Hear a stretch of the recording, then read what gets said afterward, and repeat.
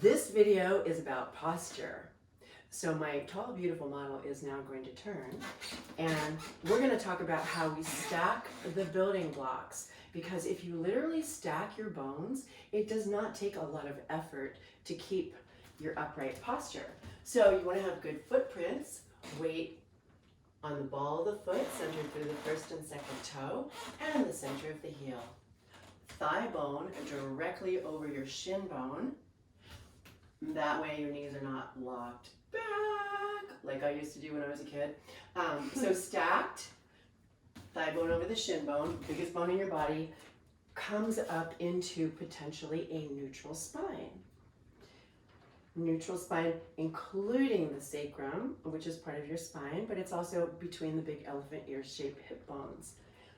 Apex of the lumbar curve is directly behind your navel. Will you point to your navel, please? And then lengthen on up. Now, some people are very into the J-shaped spine. I think it's perfectly healthy to have a little curve here, but you don't want that exaggerated.